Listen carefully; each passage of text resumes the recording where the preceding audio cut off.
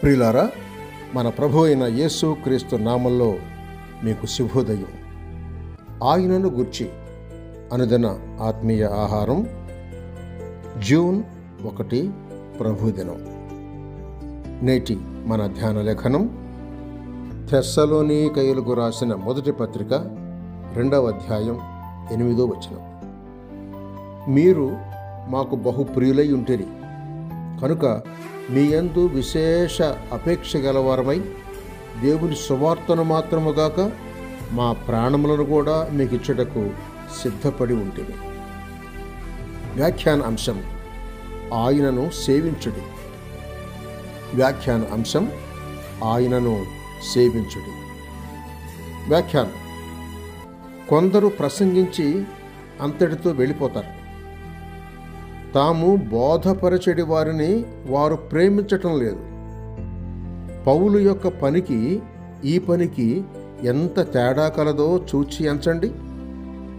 పౌలు తన బోధలను వినువారిని మిక్కిలిగా ప్రేమించాడు. వారు అన్యులైన మిగుల ప్రేమతో వారిని సంప్రదిస్తూ ఉన్నాడు. ఇలాగా యూదుడైన పౌలు మార్చబడు అన్యులను ప్రేమించినది కాకుండా తన స్వంత వారి రక్షణ నిమిత్తమై కూడా సాధ్యమైన ఎడల వారి కొరకు క్రీస్తుకు వేరై శాపగ్రస్తుడనై ఉండకూడదును అని రోమా పత్రిక 9వ అధ్యాయం 3వ వచనంలో చెప్పుకుంటున్నాడు. సేవలో ఇంత ప్రేమ పెట్టుకొని మనం తిరుగుతున్నామా? ప్రసంగిస్తున్నామా? జనులతో కలుసుకొని వారికి సువార్తను ప్రకటిస్తున్నామా?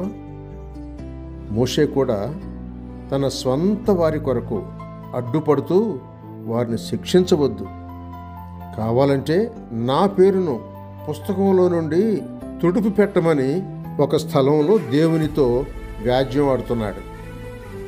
దావీదు కూడా పాపం చేసింది నేనే, గొర్రెల వంటి వీరేమి చేసిరి అని దేవుని ప్రశ్నలకు అడ్డుపడ్డాడు.